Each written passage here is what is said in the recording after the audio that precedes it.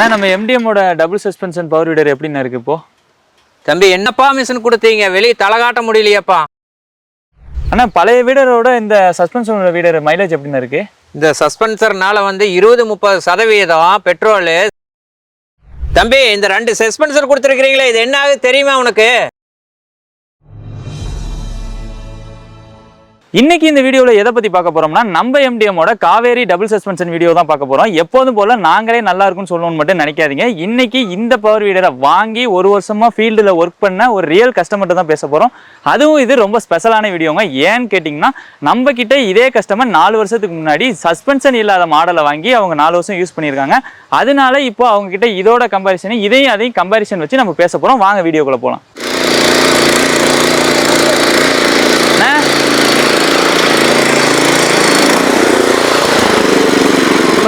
பழைய வீடு சஸ்பென்ஷன் இல்லாத வீடு ஓட்டிட்டு இருந்தீங்க, இப்போ சஸ்பென்ஷன் ஓட்டிட்டு இருக்கீங்க.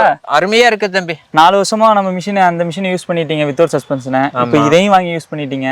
இப்போ இதுக்கும் அதுக்கு என்ன வித்தியாசம், எப்படி இருக்கு? 4 வருஷமா வாங்கி ஓட்டிட்டு இருந்தப்பா அந்த மிஷினை. அது கொஞ்சம் வந்து நம்மளுக்கு கம்ஃபர்டபுளா இல்லை. ஏன்னா கை கால் வலி வருது, கொஞ்சம் இதாகுது, உடம்பு கொஞ்சம் பெயின் ஆகுது.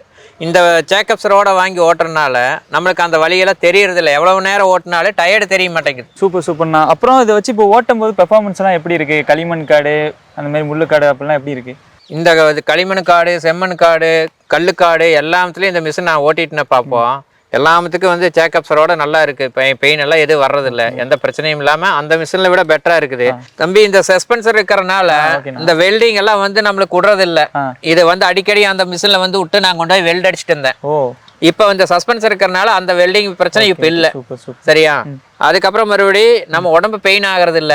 2வது 3வது வந்து உனக்கு வந்து நம்ம பெட்ரோல் கொஞ்சம் சேவ் ஆகிற மாதிரி இருக்குது. ஏன்னா அதிக நேரம் ஓட்டினாலுமே பெட்ரோல் கொஞ்சம் தீராம இருக்குது. அதே டெப்த் கொடுத்து ஓட்டினாலும், அதே அளவு பெட்ரோல் ஊத்தினாலும், அந்த வண்டிக்கு ஊத்துற அளவு ஓட்டினாலும் இது கொஞ்சம் வந்து பெட்ரோல் சேவ் கிடைக்குது. ஒரு 25% வந்து எனக்கு சேவ் ஆகிற மாதிரி தெரியுது. ஆமா, சூப்பர்ண்ணா. இப்போ என்னென்ன காடுகள்லாம் யூஸ் பண்ணிட்டு இருக்கீங்க தம்பி? இது வாழைக்காட்டுக்கு ஓட்டலாம், மஞ்சக்காட்டுக்கு ஓட்டலாம், வெண்டைக்காட்டுக்கும் கூட ஓட்டலாம். ஏன்னா நம்ம பிளேடை கழட்டி வச்சுட்டு 2 அடிக்குலையும் கூட ஓட்டிக்கலாம், இருக்கீங்க 4 அடி அகலத்துக்குலையும் ஓட்டிக்கலாம்.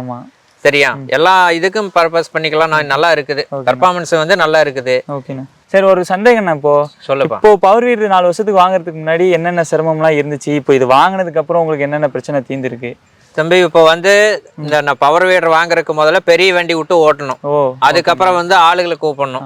பாத்தி போடுறதுனால ஆள் கூப்பிடணும், பார் பிடிக்கிறதுனால ஆடு கூப்பிடணும், களை வெட்டுறதுக்கு ஆள் கூப்பிடணும், களை எடுக்கிறதுக்கு ஆள் கூப்பிடணும், எல்லாத்துக்குமே ஆள் கூப்பிடணும். பல மடங்கு செலவாயிட்டு இருந்துச்சு. வாங்குற காசு அதுக்கே போயிட்டு இருந்துச்சு. இப்ப இந்த பவர் வீடர் எடுத்தங்காட்டிக்கு என்னது பிரச்சனை எல்லாம் இருக்கிறது இல்லை எனக்கு. ஏன்னா கரெக்டான மழை பெய்ய டைம்ல வந்து நான் ஓட்டிக்கிறேன்.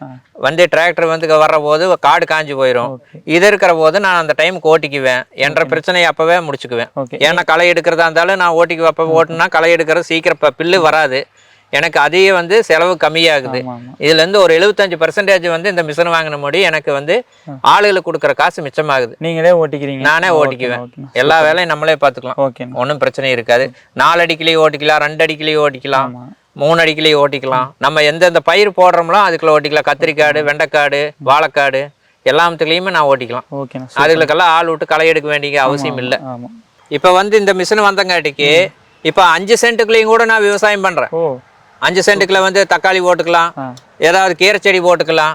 பெரிய வண்டி ஏறி இறங்காத இடத்துலையும் கூட நான் இந்த மிஷினை வச்சு நான் எல்லா வேலையும் பார்த்துக்கிறேன். நான் இப்போ இந்த மிஷினால ரொம்ப எனக்கு பெனிஃபிட்டா தான் தெரியுது. இப்போ பெரிய வண்டி கூப்பிட்டு நான் வட்டப்பாத்தி போடணும், இந்த தென்னை மரத்துக்கு சுத்திலையும் எடுக்கணும்னா அதுக்கு ஆள் கூப்பிட்டு போட்டு எடுத்துட்டு இருக்கணும். ஆனா அந்த வேலையெல்லாம் வட்டப்பாத்தி எடுக்கிறது, தென்னை மரம் சுத்தி ஓட்டுறது, குப்பை கிளறி விடுறது, எல்லா வேலையும் இந்த வண்டியிலேயே நான் எல்லா வேலையும் முடிச்சுக்கிறேன். எனக்கு இப்போ வந்து பெரிய வண்டிக்கே வேலை இல்லாத அளவுக்கு இந்த வண்டி செஞ்சு கொடுக்குது. எனக்கு மட்டும்தான் உங்களுக்கு இது மட்டும்தான் இதா போயிட்டு இருக்கு. எனக்கு எந்த பிரச்சனையுமே இருக்கிறது இல்லை. ஆளுகளும் செலவு கம்மியாயிருது. இப்போ ஆள் கூலியும் அதிகமா கொடுக்கறது இல்லை. நான் எல்லாத்துக்குமே களை எடுக்கிற ஓட்டிக்கிறதுனால எனக்கு ஆள் கூலியும் இல்லை. எல்லாம் நான் ஒருத்தர் தான் பண்ணிக்கலாம். கரெக்டான பதத்துல ஓட்டிக்கலாம். வெளியே வந்து நம்ம வண்டி கூப்பிடணுங்கிற அவசியம் இல்லை. இப்போ மழை பெஞ்சு ஈரமா இருக்குது அப்படின்ட்டு போயிடுவாங்க. 4 நாள் கழிச்சு வருவாங்க, காஞ்சி போயிடும். அந்த பிரச்சனையெல்லாம் இருக்காது. நம்மளே வந்து இந்த வண்டி ஓட்டணும்னா நம்மளுக்கு பதம் தெரியும், எந்த பதத்துல ஓட்டலான்னு அந்த இதுல ஓட்டிக்கலாம். நம்ம எந்த பிரச்சனையும் இருக்கிறது இல்லை. அது பெரிய வண்டியில விட இது வந்து எனக்கு கம்ஃபர்டபுளா தெரியுது. ஏன்னா செலவும் கம்மி, பட்ஜெட்டு கம்மி விலைக்கு எடுத்துக்கிறான். ஒர்த்து வந்து அதில் விட அதிகமாகவே இருக்குது. ஆமா கண்டிப்பா சூப்பர்ண்ணா. இப்போ நம்ம எம்டிஎம்மோட காவேரி பவர் வீடர் வந்து மல்டி பர்பஸ்ன்னு எல்லாருக்குமே தெரியும். இப்போ இது வேற எந்த வகையில எல்லாம் உங்களுக்கு ஹெல்ப்பா இருக்குங்கிறீங்க? தம்பி இது வேற லைட் கொடுத்துருக்குறாங்க. ஆமா. இப்போ நான் கோழிப்பண்ணை வேற வச்சிருக்கிறேன். நைட்டு நான் கோழிப்பண்ணையில வேலை செஞ்சுட்டு நைட்லையும் கூட ஓட்டிக்கலாம். ஆமா. லைட் போட்டு ஓட்டிக்கலாம். அது ஒரு பெனிஃபிட்டா தெரியுது எனக்கு. இதை விட ஒரு பெரிய விஷயம் என்னன்னா கோழி பண்ணைக்கு வந்து சடவுன் ஆகி போகுது. கோழி பிடிக்கிற ஸ்டேஜில் சடவுன் ஆச்சுன்னா 5000 6000 கொடுத்து நான் ஜென்செட் எடுத்துட்டு வரணும். ஜென்செட் எடுத்துட்டு வந்து பேன் ஓட்டணும், பாகர் ஓட்டணும். இது அப்படி இல்லை.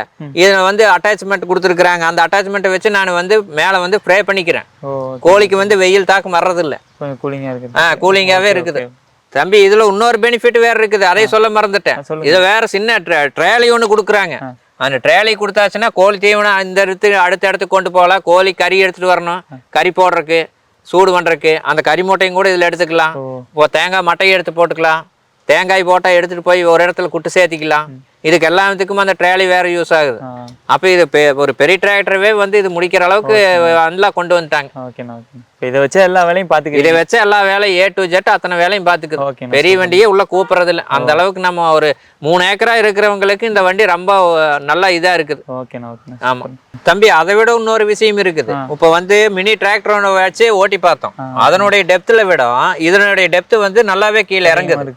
ஆமா, அப்படிங்கிற போது உங்களுக்கு மண்ணு வந்து நல்ல பலவலன்னு வந்து நல்ல மண்ணு இலக்கம் கொடுக்குது. அதுல விட இன்னொரு விஷயம் என்னன்னா பெரிய வண்டி நீ ஓட்டுனீங்கன்னா அந்த பெரிய வண்டி அமுத்திட்டு போகுதா, கீழே வந்து டைட் ஆகிக்குதா, அந்த நிலத்தை வந்து மறுபடியும் பறிச்சு விடும்.